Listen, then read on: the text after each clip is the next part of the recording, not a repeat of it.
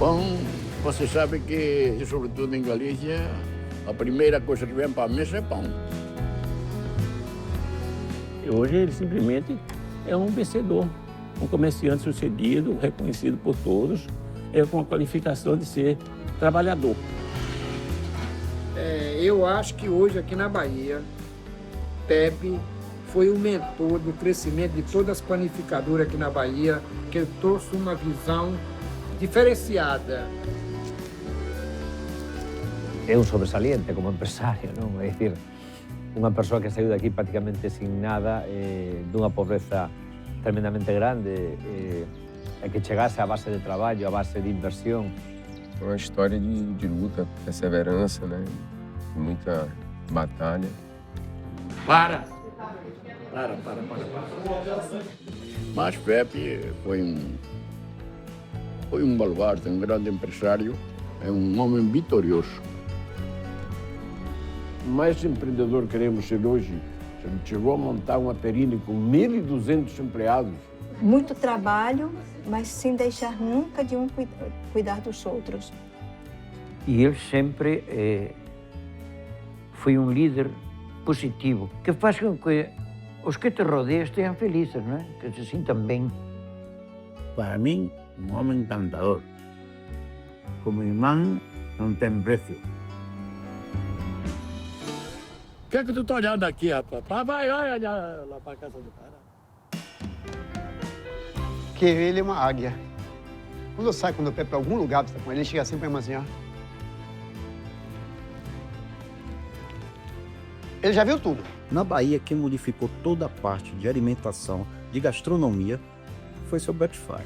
Eu aprendi muito com as lições de vida. É um grande exemplo, não só para os filhos, para o genro, para as noras, para a família como um todo, mas para os galegos que saíram daqui. É motivadora você ver uma pessoa saindo daqui, né? Hoje a gente vê aqui uma casa ótima, mas aqui não era um curral de uma vaca, né? Ele é ímpar, né? Porque onde ele está, não há tristeza. Você é melhor ainda do que a outra.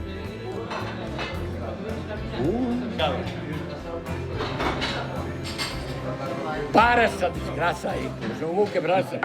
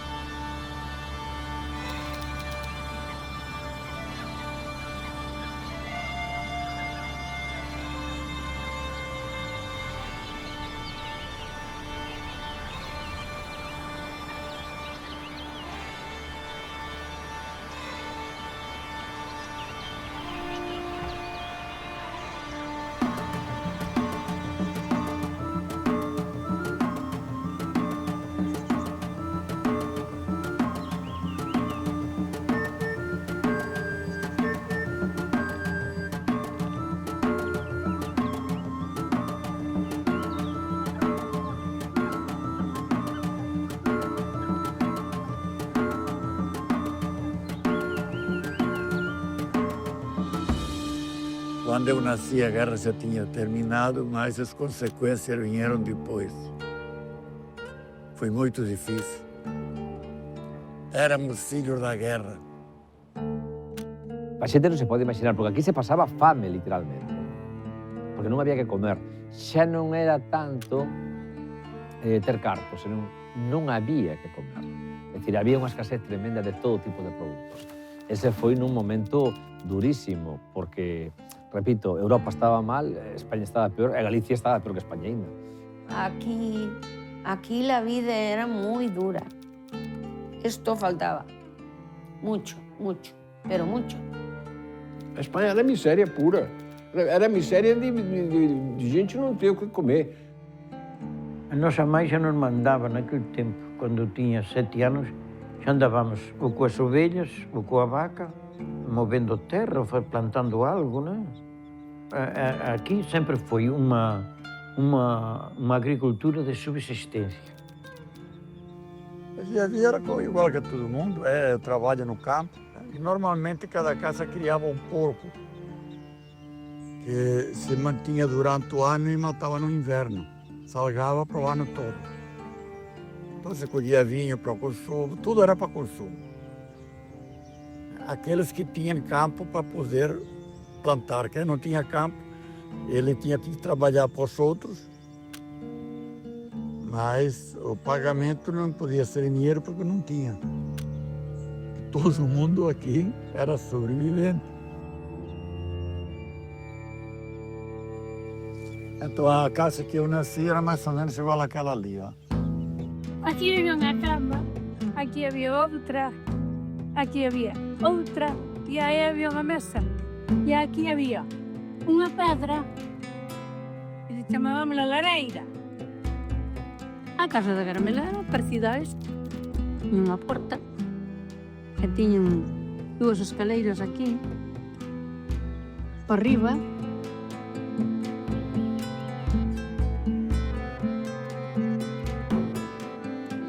Minha mãe era sozinha, a mãe dela morreu. E os irmãos emigraram também. Então ela ficou sozinha nessa casa, que não era uma casa, era um cortelho. E foi se empregar numa casa lá embaixo onde está meu irmão hoje casado. Meu irmão nasceu lá. Aí depois ela engravidou de mim. E aí a família voltou para fora, né? Não tinha condições de ficar ali com 2 filhos. E aí ela veio para casa. Só que a casa não tinha condições de morar, né? Não tinha. Nem banheiro, nem água, nem luz. Mas ela mesmo se veio, meteu a cara e veio para aqui. E tive aqui o segundo filho, que fui eu. Só que eu não podia ser feito, não podia ter sido feito, muito menos nascer. Porque a miséria era muito grande. Eu tinha que mamar até os 3 anos, porque não havia o que comer. A vida aqui na Voale era dura e na época que a gente ficou aqui foi muito dura. Mas depois, quando eu fui para lá, eu já não queria ir para lá. Não queria? Não. Porque eu achava que já estava rica. Tinha um beçadouro e uma chateadora, que nós sempre tínhamos que andar a pagar o favor de quem nos emprestava o beçadouro. E meu pai veio aqui e comprou um beçadouro e uma chateadora. Quando comprou o beçadouro e a chateadora, eu disse assim, agora que nós temos as coisas, a gente vai para lá? Eu não vou. Eu dizia-lhe que ele fosse, que ele levasse minha nai, que eu não ia. Eu ficava com meu abuelo. Eu me lembro que quando meu avô morreu, o enterro ia passando ali para Frades, e eu estava debaixo de uma árvore e disse assim, eu dizia para mim assim, mas por que Deus não levou o Senhor e me deixou o meu avô? Pelo meu pai. Eu passei a conhecer meu pai. Mirei-no pela primeira vez com 10 anos. Claro, porque ele estava no Brasil. Estava no Brasil. Então, eu não conhecia, ele deixou-me com 5 meses. Quando voltou, eu tinha 9 anos. Com 10 anos, nasceu minha irmã. Então, quando morreu meu avô, na minha cabeça, meu avô era mais importante para mim do que aquele homem porque eu não conhecia.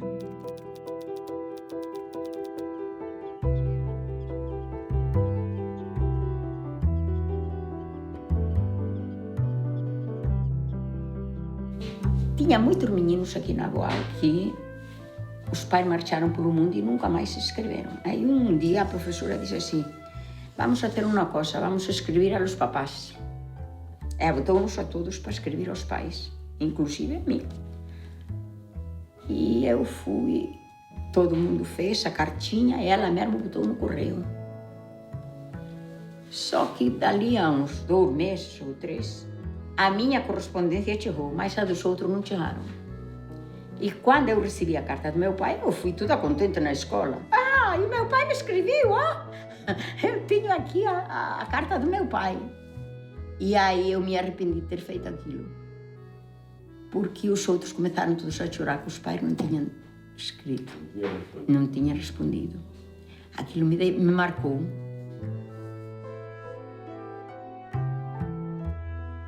Este almerino está sumego Esta era unha profesora que había aquí. Este é Lila. Ai, que andábamos polos montes coas vacas, cos bois, descalciños, todos, cada un cos seus animales. Logo sentábamos todos no monte. Era triste. Onde se ve hoxe isto? Era moi duro. Traballábamos moito, nas fincas. Pero también había cosas buenas, ¿eh? Andábamos a roubar uvas, roubaban a todos os veciños, dábanos paus a todos. Pero como non había para comer, bueno, tú non tanto, pero eu sí. Rozábamos uvas, roubábamos fijos, roubábamos de todo. Eu roubábamos, claro, rapaces pequenos tiñan fame, viña por aí, e xa estaban os donos esperando pa pegarnos. Nós marchamos todos con 10 ou 11 anos da casa a traballar fora. Eu fui a Vigo, Floriano marchou a Marín. Todos salimos dali porque realmente non había para comer. Era moi complicado. Esa é a razón que levou para emigrar. Porque naquele tempo a xente emigraba. Para nós foi duro, como para todos. Antes que tiveron que emigrar. Infelizmente, foi o que a guerra nos deixou. A primeira imigração dos galegos daqui da nossa região foi para Portugal. Uns marinheiros lá, porque as mulheres são milionárias, porque mandam vir lavar roupa em Lisboa e levar de volta. Aí juntaram um grupo e disseram, olha, vamos mandar 2 ou 3 para lá, para ver se é verdade mesmo que os marinheiros estão falando, se não é conto de marinheiro. Aí foram. Uns voltaram e disseram, né? O negócio lá é bom mesmo, porque era o ciclo da borracha de Melim do Pará. Então, dinheiro corria solto, era dinheiro solto. Então, o que fizeram? Começaram a ir para Belém do Pará. Mas nesse inteirinho, a borracha acabou. Caiu o ciclo, tudo é um ciclo. E aí, o que fizeram? Saíram de Belém do Pará e vieram para o Maranhão, Ceará, Recife, e foram baixando e vieram para Salvador. O bisavô de Eduardo, né? Fui um dos primeiros. Aí um vai chamando o outro, entende? Um vai chamando o primo, aí ia arranjando um dinheirinho, vendia uma vaca e tal, arranjava dinheiro para passagem, e aí migrando assim. E foram à Bahia foi porque um ia chamando, um parente ia chamando o outro, um amigo ia chamando o outro amigo, é assim.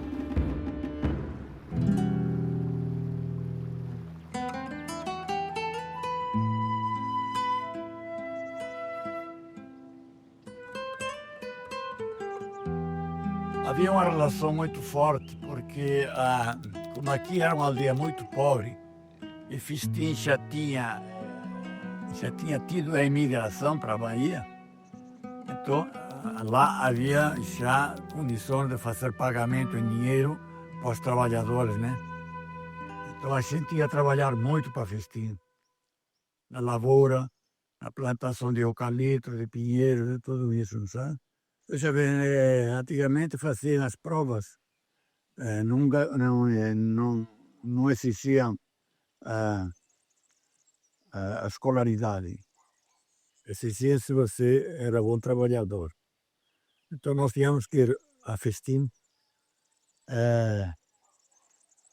se não ia debulhar, tirar o grão da espiga, né? Para poder embrulhar. E antigamente se embrulhava tudo na mão, né? Só tinha vaga para um. Aí o meu vizinho foi. E eu fiquei. Eu era parente, né? Mas depois o meu tio deu ao longe jeito com o irmão dele lá e tal, e aí me mandaram ir. Foi fantástico. Quando eu recebi a notícia, eu ia para o Brasil, eu saí por aqui gritando, vou para o Brasil, assim como um louco por aí abaixo.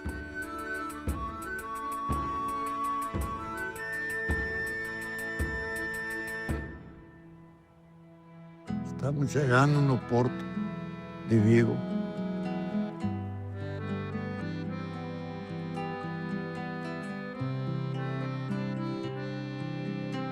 Mais ou menos estava com aquela senhora ali, e eu lá com aquele velhinho lá, ou lá, só que eu era novo, né? Com a minha maletinha na mão. Isto retrata o que era a imigração.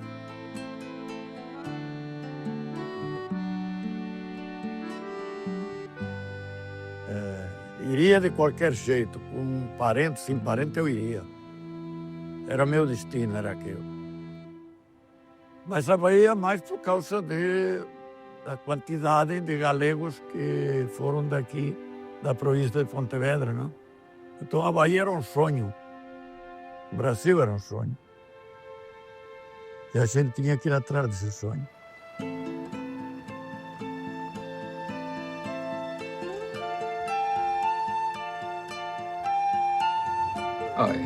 Esse é o mar que... o mar que a gente veio. Esse mar que está aqui, bate lá na Galícia também. Viu? Eles se conectam. O porto que nós desembarcamos é este aqui, ó. Esse, exatamente nesse galpões aqui que a gente desembarcou. E aí dali fui para meu destino, que era o Tororó. Sim, a primeira noite eu dormi no Tororó, num albergue que tinha lá, a República. Chegou a ter 24 galegos naquela empresa. Eduardo Martins e Companhia Limitada. E por um acaso um dos donos era meu tio por parte de pai. No caso, o José. Quando a gente chegava aqui, o primeiro que faziam era dar uma calça de caque, um guarda-pó, um bibico, um tamanco de madeira para botar no pé e um lápis para botar na orelha para trabalhar no balcão. Era o computador da época. Com a minha chegada lá, meu irmão já estava lá, meu tio também. E era empregado do pessoal de festim, né? Do Tororó. Estamos no Largo do Tororó, onde nós passamos, eu pelo menos passei a minha adolescência. E 3 casas comerciais que tinha a empresa, né? Armazém, o Empório Moderno, Armazém Empório Moderno, Armazém Pastelaria Progresso e Panificadora Padaria Colombo. Pronto. Pepe trabalhou lá na Pastelaria Progresso e trabalhou aqui também no Empório, entendeu? E também alguma coisa na padaria. E Pepe era bom funcionário? Excelente, eu vou dizer que era ruim. Excelente, excelente. Às vezes eu não chamava a atenção, né? Porque a gente pintava o sete, né? Chegaram ao ponto de dizer, esses caras não dão pra porra de nada aqui, viu? É melhor mandar eles pra Espanha, viu? Tomar conta das ovelhas e das cabras. Pepe sabe disso, e quem disse também. Quem foi que disse agora? Meu avô. Mas esse cara não quer nada, rapaz. Tem que mandar pra Espanha só dá pra tomar conta das cabras no monte. Eu não trabalhava na padaria, eu trabalhava no balcão da padaria. Como havia vontade de comer e não tinha muita comida, a gente ia para o fundo da padaria comer pão e aprender como é que se fazia. E aí tinha um mestre padeiro lá que me disse, não, meu filho, primeiro você lava a mão, mas não enxugue. Aí eu fui lavar a mão, não enxuguei. Quando peguei na massa, me lotou a mão. E aí, porra, os caras davam risada, né? Foi assim que eu aprendi a ser padeiro. Pegando na massa. Ao cabo dos 12 anos, esse meu irmão Fernando, que é o cabeça da família, que foi o aglutinador de tudo isso, foi um dos galegos mais inteligentes que eu conheci. Um dia nos chamou e nos disse, nós não podemos ser mais empregados, porque nós estamos a 7.000 e poucos quilômetros de distância e o que ganhamos aqui, nós nunca vamos poder voltar à nossa terra. Eu disse, nós temos que comprar ir para algum tipo de atividade, pero que seja num bairro de rico. Então, a primeira minha visita que fiz, eu soube que se vendia essa panaderia, através de um amigo, eu fui vê-la, e quando eu vi, eu quedei entusiasmado. Aí, sentei-me com eles e disse, olha, esta é a nossa saída. Vamos negociar com ele para ver se conseguimos comprar. E meteu na cabeça de comprar uma padaria, que era a única coisa que a gente sabia fazer. Tinha 2 moinhos na Bahia que entregavam farinha, Moinho da Bahia e Moinho Salvador. E a gente sabia quem era que vendia mais, porque é quem comprava mais farinha. E a panificadora da Barra era a padaria que mais vendia pão, e a gente sabia que mais vendia pão é porque quem mais comprava farinha. E aí compramos a panificadora elétrica da Barra e compramos a padaria mais cara de Salvador, um pataco. Não havia dinheiro. Eles, à época, compraram a padaria mais cara que tinha sido vendida em Salvador. E eu me lembro de meu pai e minha mãe conversando e dizendo, eles não saem dessa, estão se enterrando, porque eles não saem disso. E segundo meu sogro me contaram, passaram algum tempo, ele e Fernando dormindo nos tabuleiros de fazer pão e só trabalhando e dormindo na padaria, até conseguir... E uma marmita por dia para os dois. Vai dividir por 2, até conseguir sair à frente. Eles não tinham dinheiro, porque eles saíram do Tororó e saíram sem dinheiro. A indenização que lhe deram foi nada. Então meu pai foi lhe pedir a meu tio para que fosse fiador e meu tio disse que jamais. O José. O José, não foi. Aí Jesus, que eles tinham saído de onde Jesus ligou para o homem da padaria e disse, pode entregar a padaria que eu garanto eles. E ele entregou que naquelas era Fernando e meu pai. Meu pai Delmiro. Pepe não era ainda. Pepe ainda continuou trabalhando no Tororó. Depois que ele veio aqui à Espanha, e aí é que ele voltou para onde o irmão, a mais onde meu pai. Depois, quando o Pepe veio, então, nós dividimos, falei com o Delmiro, e demos sociedade a Pepe.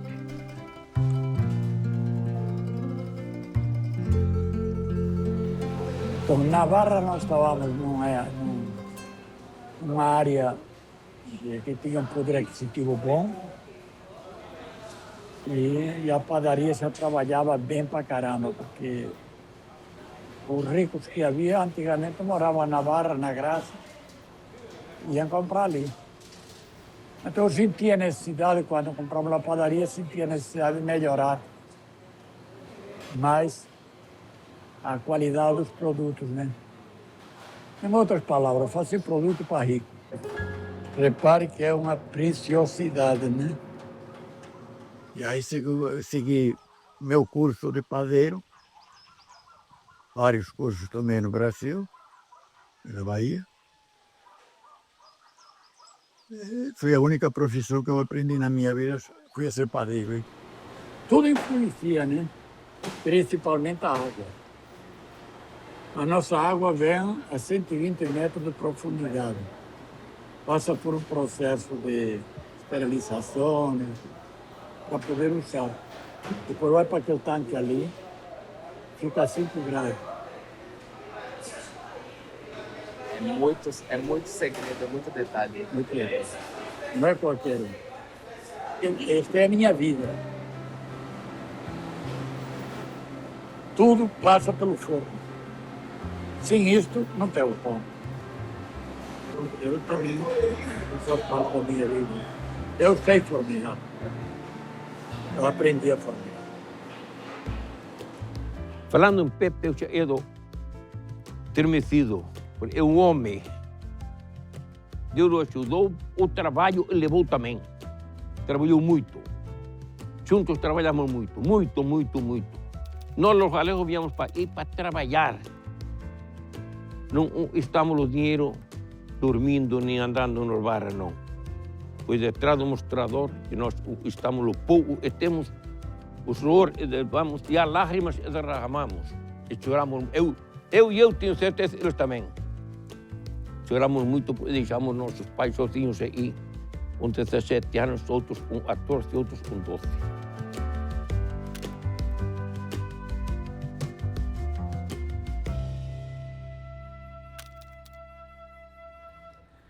Emigrante, falando língua diferente, tendo que vencer na vida, trabalhava com estilo, trabalho pesado, carga horária de 14, 16 horas por dia de trabalho.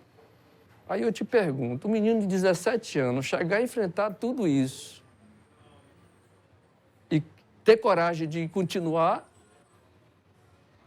não é fácil. tem que ter muita garra, tem que ter muita determinação e vontade de vencer.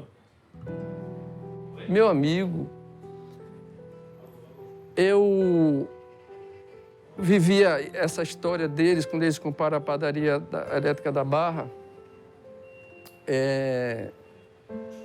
Eles três trabalhando 20 horas por dia.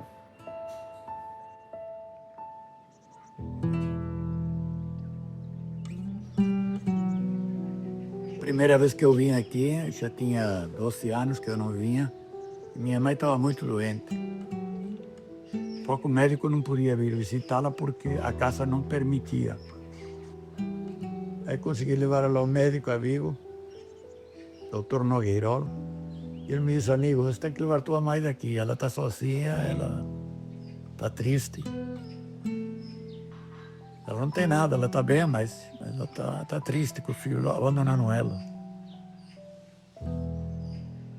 E aí, o que faço? Levá-la para lá? É o único jeito. Só que nesse meio termo, eu não tinha também quem cuidasse de mim. E aí entrou no meio a minha sogra, que é a mãe da Almerinda, e começou a dar assistência, né? A lavar roupa, me fazer de comer, enfim, né? E a Almerinda era uma paturrinha ainda de 15 anos. Jeitozinha bonita. E Pepe era bonito? Era simpático. Foi isso que me conquistou. Tinha uma boa lábia, sabe? Ele tinha um bom papo. Foi isso. E é boa gente. Isso eu não posso me queixar.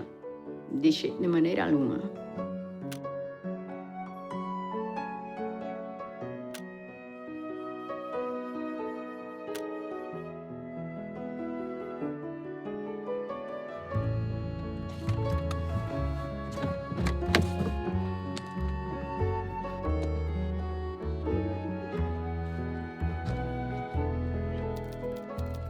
Ó, meu avô comigo, ó. Essa eu quero. Essa eu vou levar. Ó, essa eu não tenho. O mais velho. José. Cabalada. Manuel e Delmiro, mas não era Manuel e Delmiro. Da nai de Pepe, o maior é Fernando, depois Pepe, depois é a minha irmã pura. Peraí, com outra nai. Já com outra nai. Depois Raimundo, depois Floriano, Adriano e eu, sou Emílio. Depois estava o pai de Almerinda, que era o Delmiro, que era irmão de meu pai. Estava ele, a Lucinda, que era a mulher, a Almerinda, e Lila, que é a irmã de Almerinda.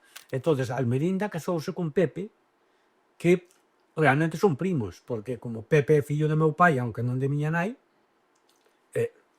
o parentesco hai, ao final casáronse sendo primos. Que eles en Brasil alá empezou meu tío Delmiro, e despois Fernando, Pepe, e foi incluindo a Raimundo e a Adriano. Raimundo, eu trabalhava com os tios do Tororó, com José, com Laurentino, Pepe Guardia, e Fernando já estavam se capitalizando, já tinha a padaria da Elétrica da Barra e tudo. Aí chamaram ele, já minha tia estava então aqui também, e chamaram ele para vir trabalhar com eles. E quem que fez essa ponte para que vocês viessem para cá? Isso foi Raimundo, meu irmão Raimundo. Vim com uma pessoa que também é dali da aldeia e que vivia aqui. Eu vim já para Barra. Morei com o Pepe um tempo ainda, com o Pepe e Almerinda. Engraçado, porque tipo, você não tinha uma relação com ele quando você veio para o Brasil? Não tinha, não. E como foi essa construção dessa relação? Aí, com o tempo, trabalhando, ficando juntos. Quer dizer, foi uma vida, crescemos praticamente juntos, né? Então, obviamente, o relacionamento foi se construindo. E sempre se juntaram. Meus tios também fizeram uma coisa boa junto com Pepe e Fernando, que cando empezaron quixeron facer un edificio, se chama a Serra da Gual, para que a familia pudera estar xunta. Polo que me contaron a min, non só eles, sino outra xente. Non? Entón, procuraron montar ese arraigo familiar ali. Claro, a idea de que podíamos comprar un terreno e construir un edificio de vivendas, né? Podíamos morar todos juntos. Porque a nosa idea fixa era que todo mundo, que en lugar de un morar en Itapón, outro no Río Vermelho, por que non comprar un terreno, fazer un edificio e moramos todos juntos? Quer dizer, era 8 da família, 8, vivimos ali todos. E aqui foi um prédio em que tivemos muitas alegrias. Foi um prédio criado para a família. Idealização de Fernando, principalmente de Fernando, de todos, mas principalmente de Fernando, mas que todos acolhiam essa ideia com muito carinho, porque havia um sentimento de família muito grande. E dia de domingo, quando um folgava, tinha uma obrigação de aquele que estivesse folgando pegasse todo mundo numa Kombi e levava para passear. As mulheres, as crianças. Minha tia fazia sempre um cocido, uma feijoada. Felicidade não precisa muita coisa. Felicidade era pegar uma Kombi e colocar a família dentro da Kombi e sair por aí. E cantando. Eles cantavam, Raimundo e Adriano tinham uma voz maravilhosa. Nosso salão de festa era no 5º andar, onde se realizaram muitas festas gostosas, muita animação, onde os mais velhos, Adriano, Raimundo, Pepe, gostavam de jogar cartas, a brisca, que eles amavam. Então eles ficavam até tarde lá em cima jogando. Eu não subia logo de primeira, aí estava a maior parte já reunido lá, ele lá sentado com as pessoas, amigos, bebendo e tal. Quando eu abri a porta do elevador, ele gritava de lá, bebê, fila da... Eu já ia soltando. Aí já vi com um copo de uísque que ele estava bebendo, enfiando na minha boca, na porta do elevador. Peraí, Pepe, deixa eu chegar lá, porra nenhuma, rapaz, tamo aqui. Sim, muitas vezes. Fomos no Serra, muitas vezes. Muitas vezes. Muita comida, muita bebida. Ixi, Maria. Mas o dia que não tiver comida onde tiver galego, a coisa vai mal. O galego acaba de comer e já pergunta, vem cá, não quer comer mais nada, não? Aqui é Pepe. É sem filtro. Pepe sem paletó e gravata. Então é a espontaneidade dele. Nesta alegria.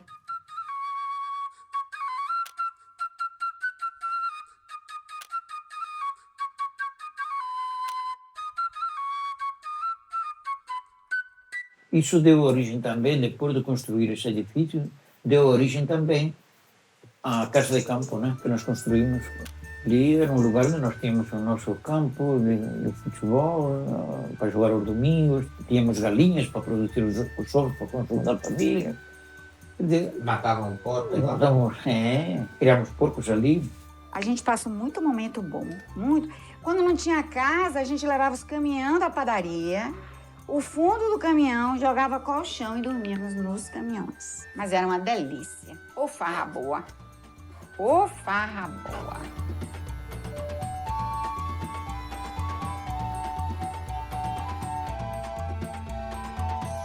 Elétrica da Barra. Começou na Marquês de Caravelas. Depois, logo em seguida, compraram onde hoje, ultimamente, foi a Perini, que era a padaria Santana. Com o tempo, aí foi ideia de Fernando, decidiu construir a Perini, que a Perini seria uma doceria sorveteria. Esse senhor que me vendia os produtos dos sorvetes me diz, vou-te mostrar uma sorveteria em São Paulo. Sorveteria que era a famosa Brunella. Eu, quando entrei naquela loja, vi aquilo ali, bicho, Salvador necessita uma destas. Num dia sentei eu, o Fernando e a staff toda e que nome botaram? Mandamos fazer uma pesquisa. A agência de publicidade fez várias sugestões e entre eles tinha Perini, né? Por que Perini? Porque Perini é um nome italiano e italiano é o berço dessa área de alimentação, de confeitaria, gelataria, enfim, tudo, né? Então, ficou o nome de Perini. Nós, para poder lançar Perini, fomos buscar a São Paulo um profissional. Tivemos que anunciar no estado de São Paulo que buscávamos confeiteiro, né? E eu me hospedei ali naquele Hotel Rafael e recebi ali nos 2 dias foram mais de 50 profissionais que apareceram. E aí me aparece um que é baiano e que trabalhou na Brunella. E eu me lembro como hoje dele dizer assim, eu contratei um sujeito em São Paulo para ser o confeiteiro da padaria. Mas eu digo, mas vem cá, eu estou voltando da residência médica, estou começando a trabalhar e esse confeiteiro seu ganha muito mais do que eu. Tinha direito a carro, tinha direito a apartamento, mas ele fez, é porque tem que mudar, porque aqui o pessoal só fazia broa e bolachão. Então tem que mudar. Ele mudou a cara do comércio. Naquela época ele já trazia gente pagando alto salário para melhorar o trabalho dele, da padaria. Então ele sempre teve visão em ter um trabalho nota 10. Ele sempre estava buscando. Em cima dessa busca aí, ele encontrou o Claudio Ono com vontade de trabalhar e ele com vontade de vencer, crescer na vida. Juntamos aí, ripa na viva. Quando que inauguramos a primeira Perini, ali no dia de domingo e sábado, fim de semana, aquilo, o personal se sentava na estrada, ali no chão, ali, e os carros nem podiam passar. Tinham que desviar o trânsito ali, de tanta gente que havia. Porque realmente foi um sucesso, né? Primeiro a Elétrica da Barra, depois comprou a Santana, depois veio a sorveteria Doceria Perini. Aí, essa foi tomando conta do resto, isso tudo se transformou em Perini, deixou de ser Perini Doceria Sorveteria para Perini pão e tudo o resto, né? Toda a produção que a gente tinha. E aí também entra já venda de terceiros, os produtos de terceiros que na Perini não tinha, na Doceria Sorveteria não tinha. O sucesso foi tanto que aí o Rick era o dono do Iguatemi, né? E me dizer, Fernando, queremos montar uma Perini no Shopping Center Iguatemi. E realmente foi um sucesso. O Iguatemi, terceiro pavimento, começou a ter muita gente exatamente em função disso. Fomos trabalhando junto, tudo isso, e como eu te disse, com a orientação deles eu fui crescendo profissionalmente. Depois de, eu acho que 10 anos, eu já passei a ser sócio oficialmente. Aí ficamos sócios durante 13 anos. Na verdade, nessa sociedade, o Pepe já não participava também, né? Foi quando houve divisão, Perini e Indopan. Eu fiquei com a Indopan, com o Fernando e Raimundo, né? Ficamos 13 anos nessa sociedade, mas continuando na convivência de amigos, de parceiros, de compadre. Com o tempo, eu acho que foi em 1981 que eu virei sócio.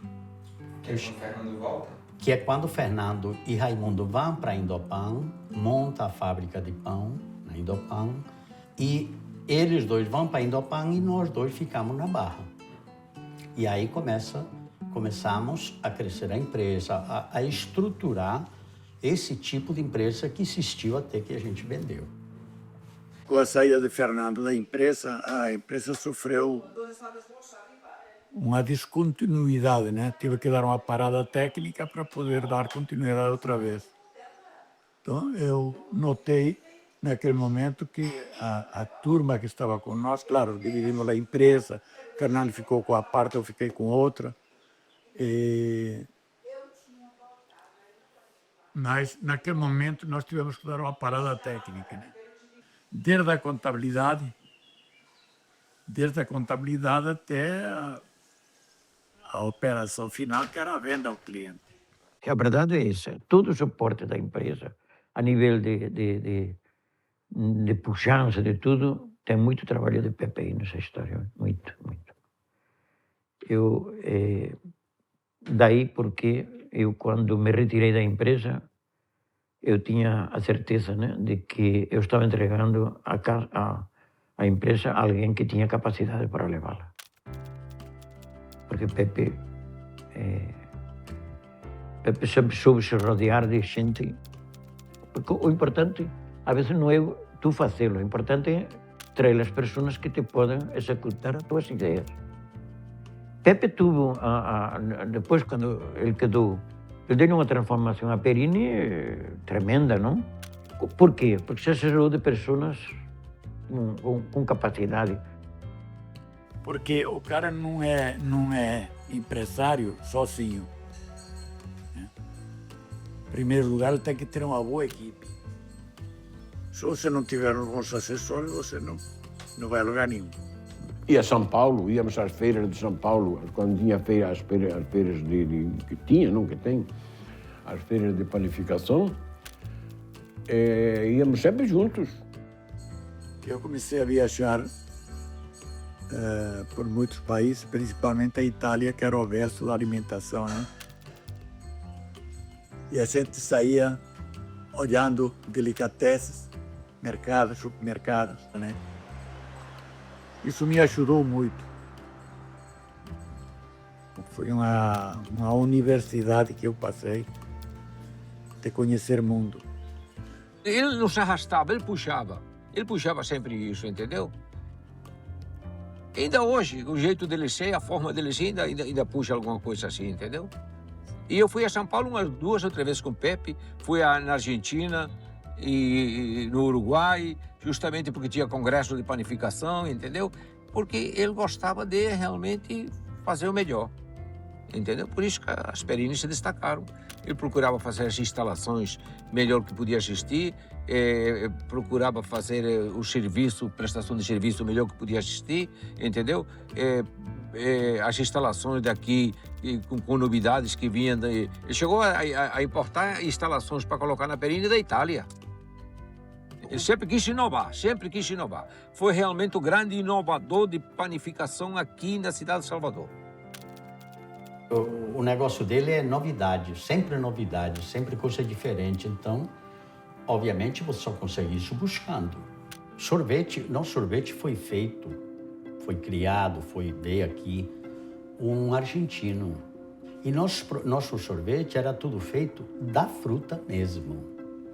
Era uma dificuldade, porque a fruta não sempre que tem o mesmo açúcar, a mesma água, a mesma acidez. O produto químico tem.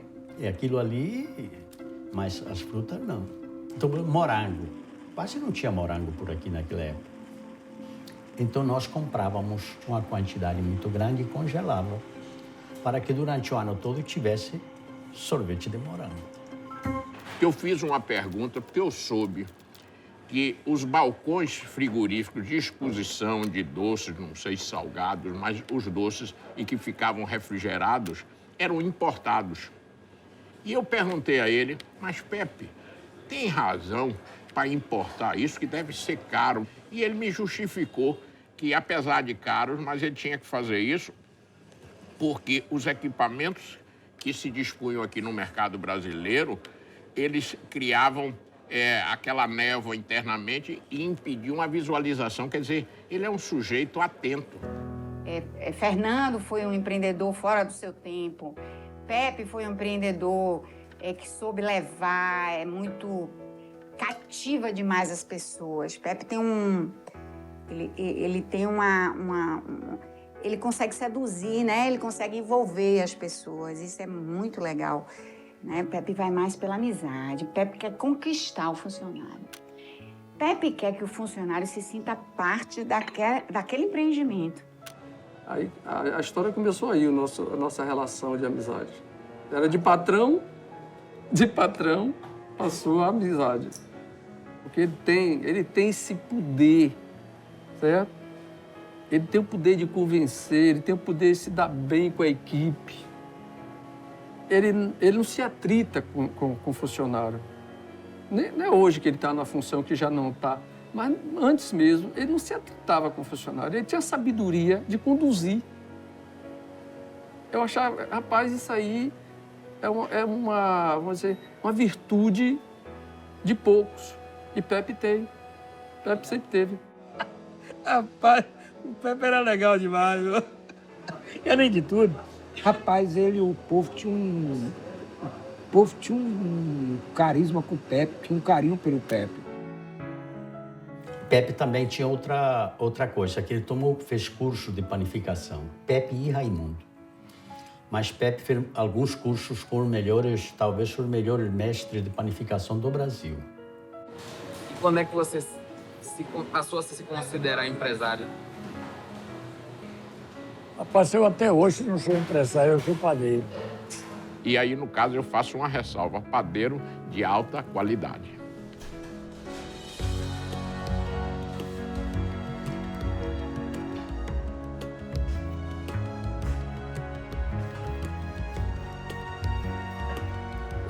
O fato de estarmos à frente ali sempre contou muito. Que não é natural numa empresa. Às vezes o dono chega um momento que não fica mais na frente, para não se expor, para coisa do tipo. Não era nosso caso. Quando ele não estava, eu estava. Mas ele, obviamente, era da área comercial, como sempre tenho falado. Então, isso foi uma coisa que vai criando uma intimidade. Hoje, aliás, já faz tempo, ele é uma marca que ainda, a marca dele foi tão forte desde os tempos da Perini, que hoje, apesar dele não ter nada com a Perini, ainda é conhecido como Pepe da Perini. Tanto aqui, como na Espanha, em qualquer lugar que ele vá, porque foi uma coisa tão forte, o sucesso dele, o que se falava das conquistas dele, ele foi intitulado Pepe da Perini. Que a empresa do Pepe, Perini, ficou conhecida no mundo inteiro, somente em termos de Brasil. Só Perini, Perini, Perini, Perini.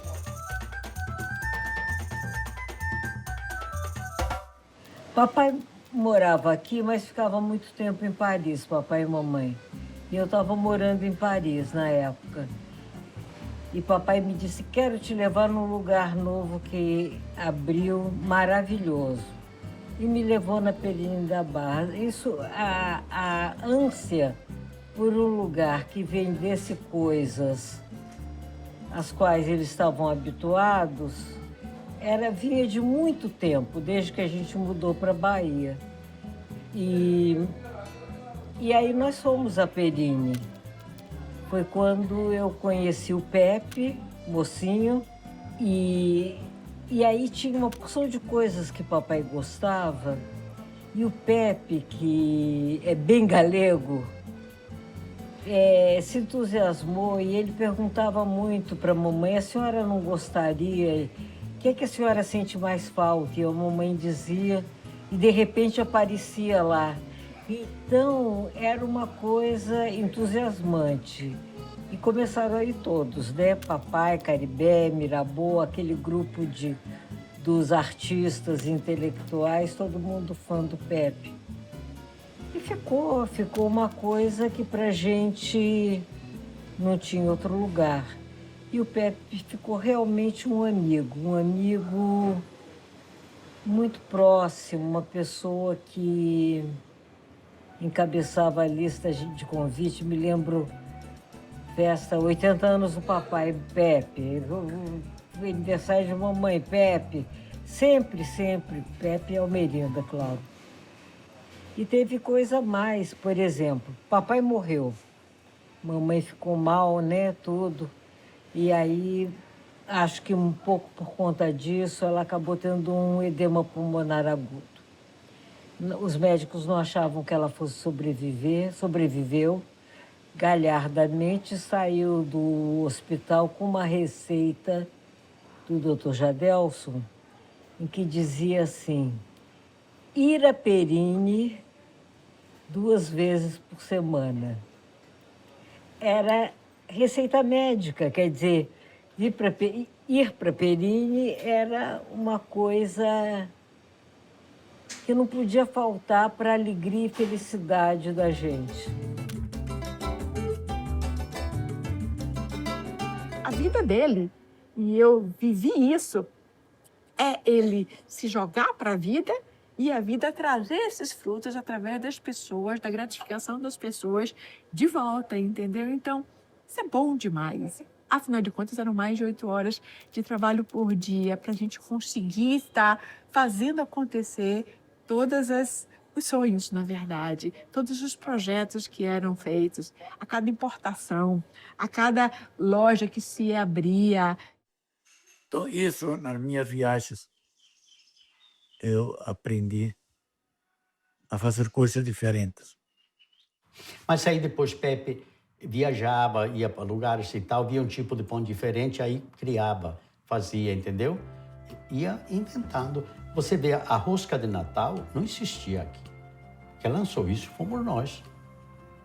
Pepe trazendo de fora esse tipo de produto. O pão de ló, nosso pão de ló, não levava açúcar, não levava adoçante, levava mel. Era feito com mel, que vinha do Paraná em lata de 18 quilos. Aí você me, como isso? Pois é a pessoa inquieta que quer coisas diferentes. Mas o objetivo sempre na Perine, e hoje ele, tenho certeza que é a mesma coisa, é se for comum, não está bem. Se não encantar, se não criar admiração, não está bem. Hoje a gente fala de delicatessen. A Perine foi, durante muitos anos, a mel do Brasil, ponto. Então, assim, durante um bom tempo, a Perine pegou um legado de que tudo se encontrava na Perine. Então, as pessoas, na verdade, encontravam todos esses produtos exóticos, especiarias, produtos gourmet.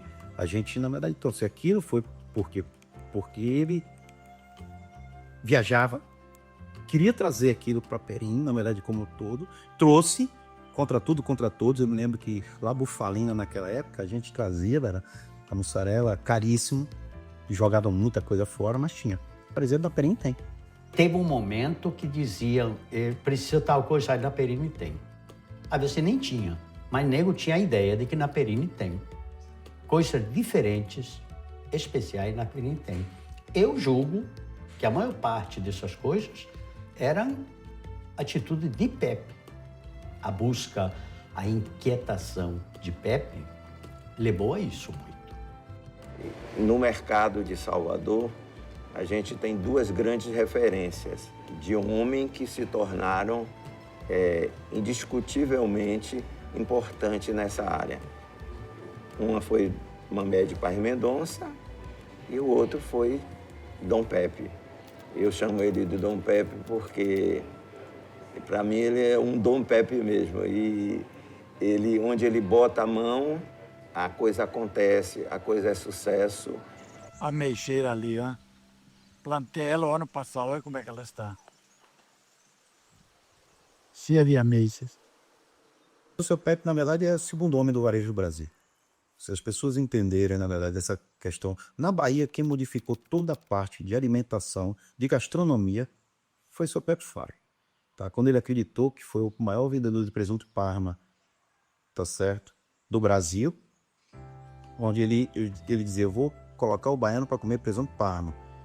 E botou o baiano para comer presunto Parma. Enquanto todo mundo dizia, ninguém vai tomar vinho no calor de Salvador, as pessoas não estão acostumadas a tomar vinho em Salvador. Ele foi, importou vinho. Então, assim, no Brasil, falar de varejo gourmet, tem que falar de seu Pepe. E onde você vai, seja ele na Abras, na APAS, se você for falar no norte do país, lá em Manaus, onde foi feito muita delicatessen em cima do negócio da Perine, todo mundo sabe quem é Pepe Faro. Depois foram se desenvolvendo outras lojas. Então, o Aeroclube era uma loja temática. Nossa, imagina, uma loja temática. Então, era uma loja totalmente diferente, tinha uma proposta diferente. Então, essas inovações que eram atribuídas ao negócio, isso encantava as pessoas, porque o público quer isso, quer beleza, quer novidades, quer entrega, entendeu? Eu diria que a primeira grande loja foi aquela da Vasco da Gama. Foi um empreendimento muito grande e que ampliou com a aquisição do terreno ao lado onde ele fez o estacionamento. E era uma loja absolutamente diferenciada, porque nós não tínhamos uma delicatessen daquele porte. Foi uma coisa singular, nova e com produtos que eram absolutamente inovadores dentro do comércio da Bahia. A atração daquele ponto para pessoas que nunca imaginavam ir a Vasco da Gama fazer compras foi uma coisa extraordinária. E por conta disso, ele cresceu dentro da sociedade.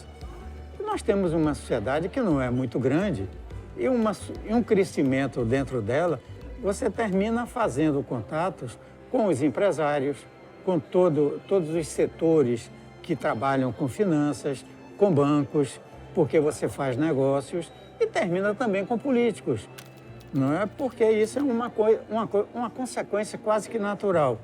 E ele tem este dom de manter acesa esse tipo de relacionamento.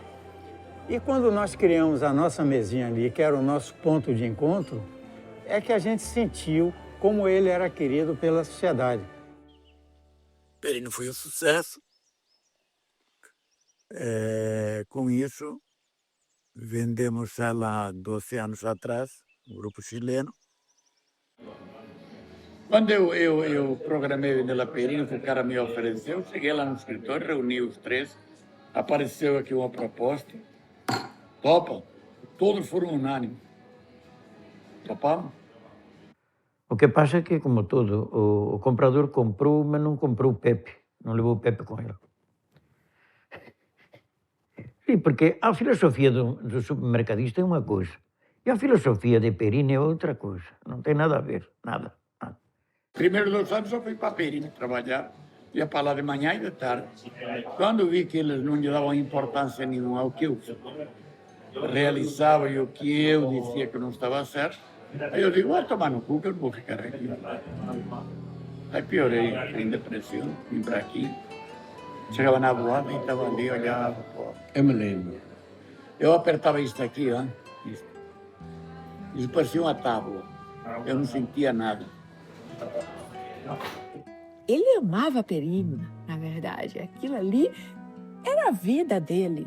Era tudo que ele tinha entregue, de acordo com o que eu estava te mostrando. Ele tinha entregue a paixão dele, ele tinha entregue, sabe, a visão dele, a perspectiva dele, a vivência dele, as descobertas dele. Ele entregou tudo ali.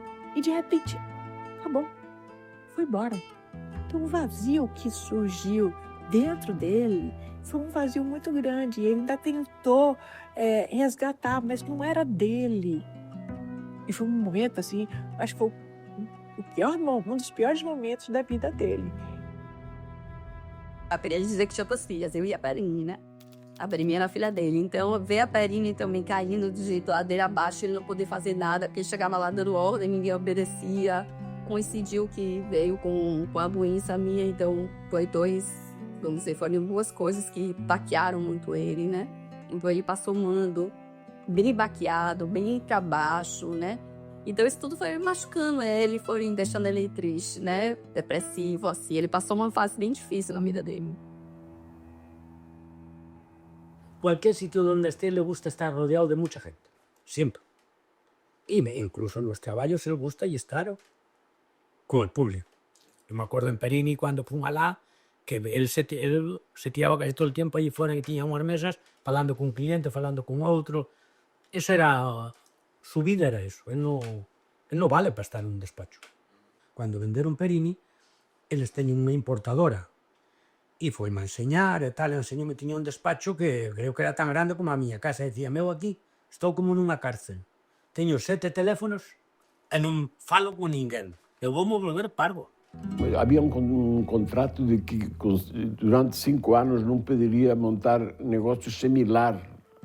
Vendeu a Perini, não podia abrir outro porque tinha que esperar o contrato ser vencido.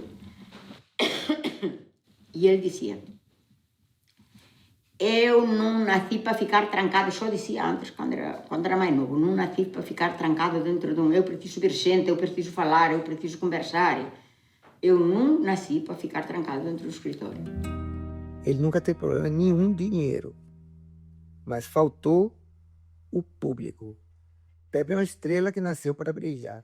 Tirou do palco, ele ficou perdido. Ora bem, apareceu uma proposta aí para eu vender todas as propriedades. Os caras me pagarem à vista. Tanto a nossa loja como os alugados. Porra, levantar aí uma porrada de dinheiro. Mas para quê? Eu não sei fazer isso, eu não sei. O que é que eu faço com isso? Por isso que eu ainda não saí. Porque eu acho que ele ainda às vezes... Nem deve sair. Porque senão eu vou fazer o quê? Essa punheta. Olha, os caras estão lutando para fora. Amigo, desculpe, já vamos sair agora. Até que quando venceu o contrato de 5 anos, ele foi liberado. E aí, meu irmão, não deu outra. Era o previsto. Ele nunca perdeu a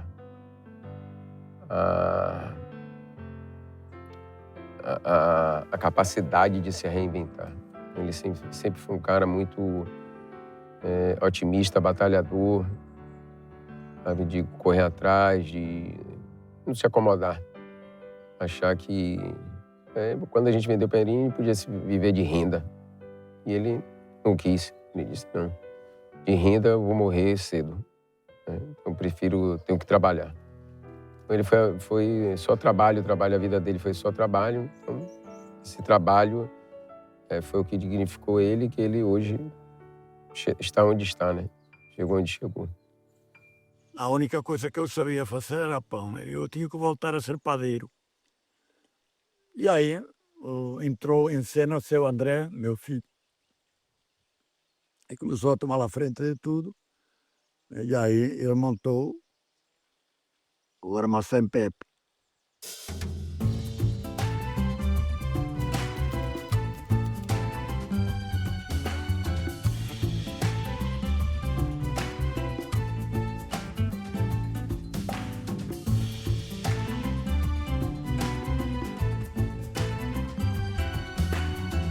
O primeiro ponto que encontrei na Pituba estava Lugas, é esta aqui.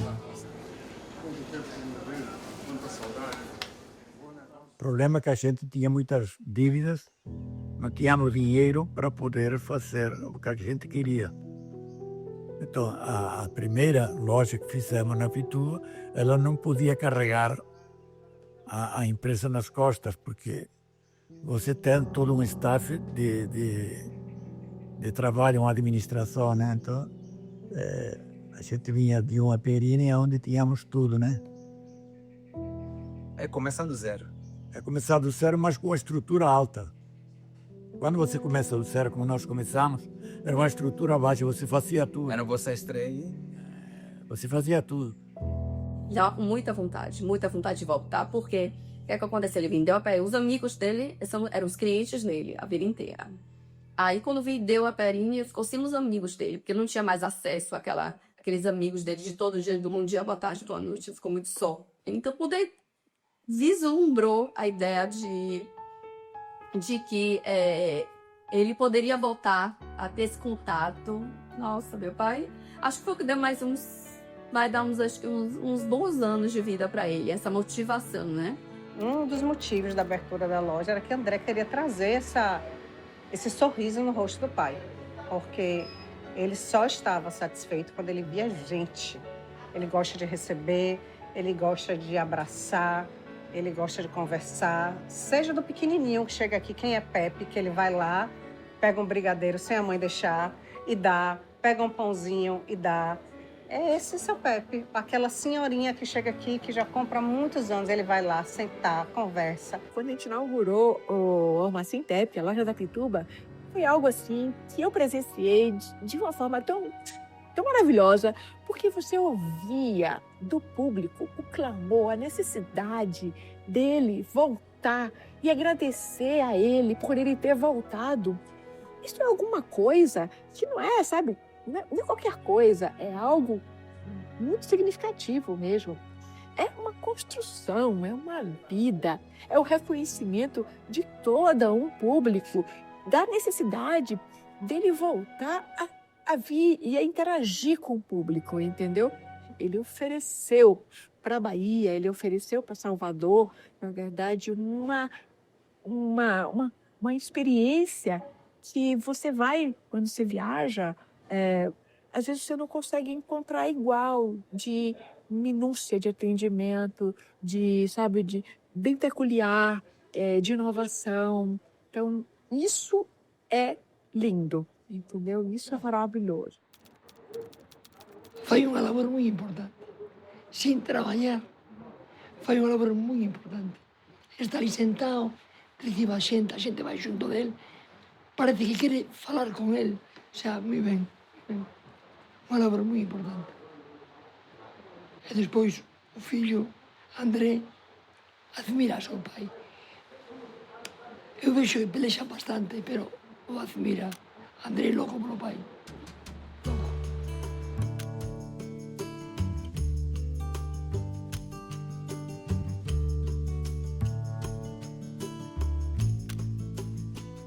É uma pessoa que, Ave Maria, é um puta de um empresário, exigente, gosta das coisas bem feitas, perfeccionista, cobrador, né? Como todos, como qualquer um, né? Tem que ser. Uma coisa que eu exigi do meu filho foi: me deixe morrer na padaria. Estarei ali até o último dia.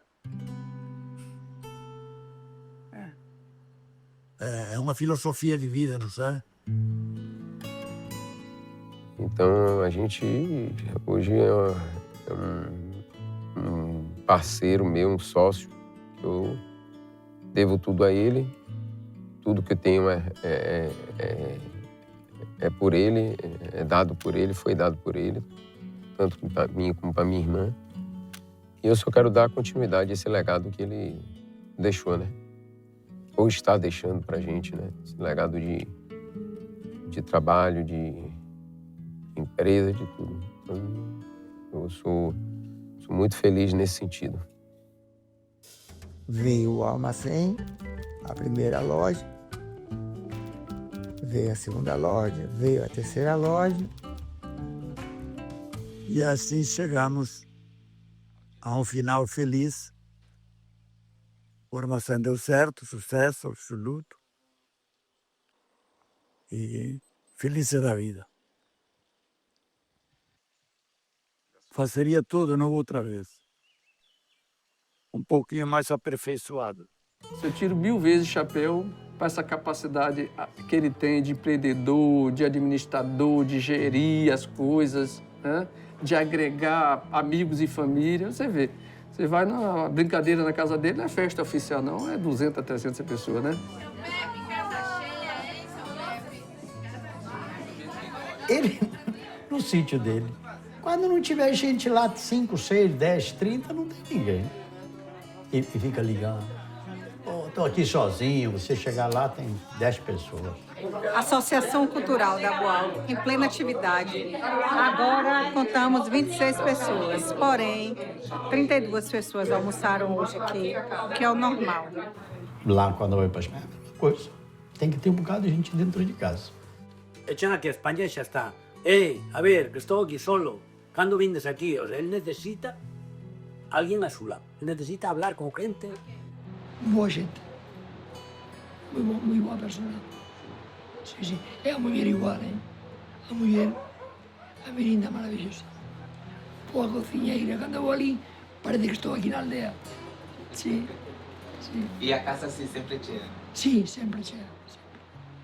Isso quer dizer algo, hein? Isso quer dizer algo. Quando há muita gente na casa é por algo.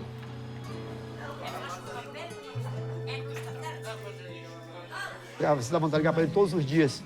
Não ligo para não incomodar, mas quando eu demoro de ligar, ele liga. David, A amizade tem que ser irrigada. Se a gente não irrigar todos os dias, morre. Na minha opinião, amigo é melhor do que um irmão. Eu sempre digo, ele é meu amigo, não é meu irmão. Então, ter um irmão amigo é fantástico. Eu queria reafirmar a importância do Pepe na minha vida, sabe? Porque foi realmente o meu companheiro, foi e continua sendo meu companheiro de viagem.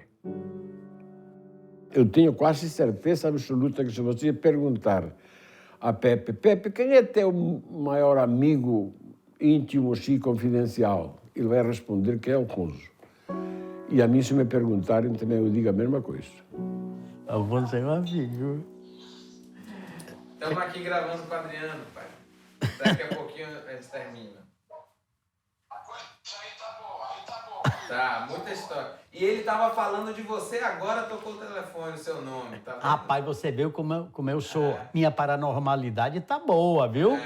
Falei de você, você ligou, miserável. Rapaz, o negócio de Pepe e Alfonso é uma doença grave.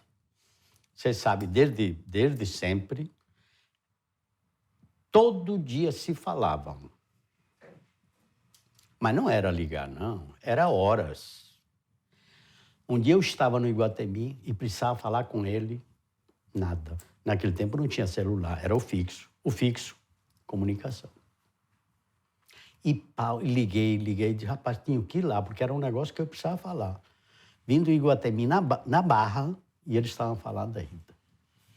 Ou seja, tinha mais de 1 hora falando. Agora, falando o quê? Mentiras.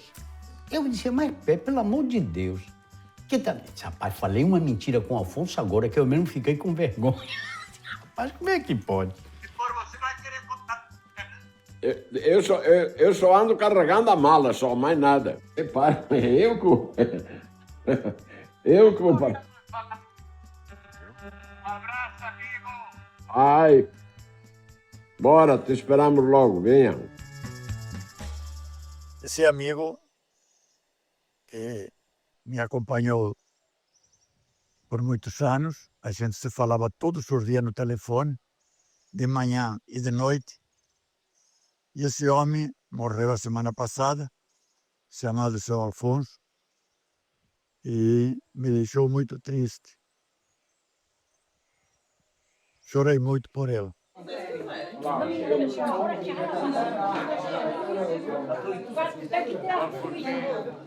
Olha, você sabe aonde chega a nossa amizade? Não tem limite. Se a nossa amizade chegar tão longe, por que Nordeste tem que garantir?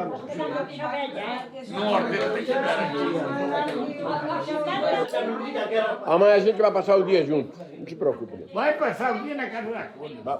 Vamos comer percebes. Vai, percebe. Vamos comer percebes em San André. Quer dinheiro para Entra a mão de vaca da porra. Entra mais do que sai. Entra mais do que sai. Não pagou uma comida até agora, Afonso? O quê? Eu não paguei.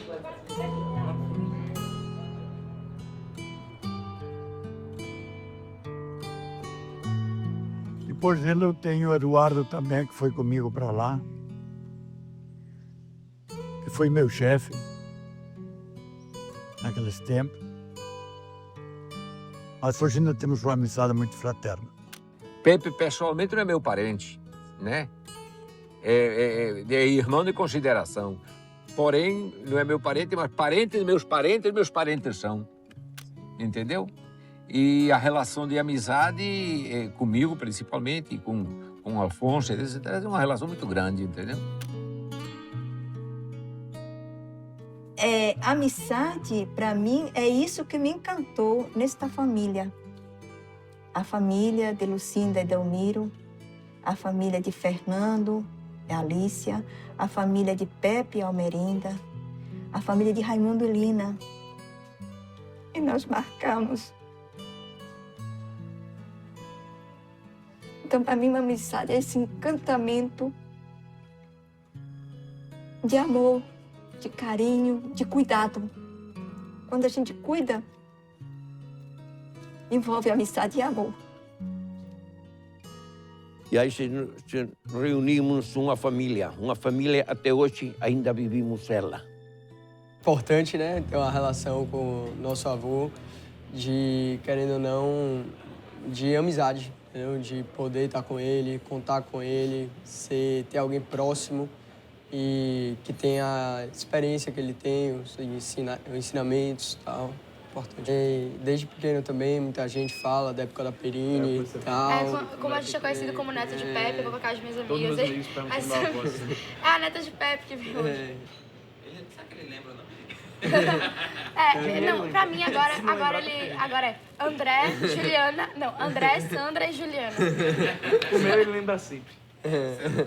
Tanto que o contato do meu avô no meu celular é amigo também, entendeu? Aí, tipo, me liga sempre e tal, aí meus amigos, oxe, amigo, quem é, não sei o quê, eu falo com o meu avô. Tal. Posso parabéns também, parabéns, amigo.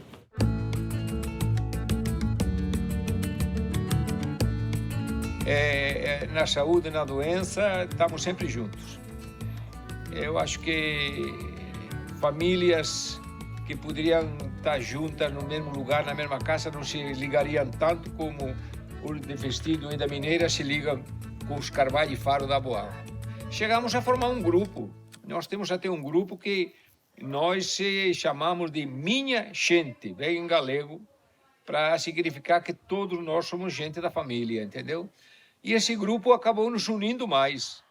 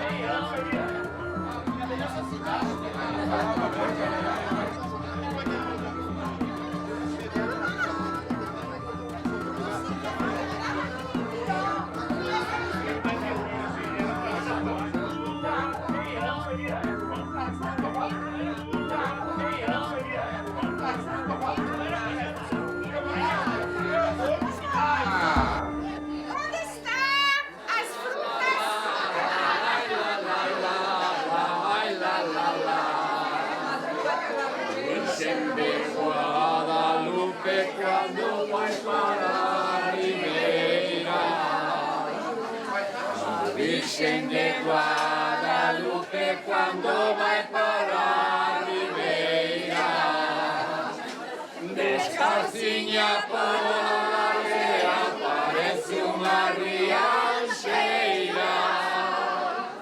descalcinha por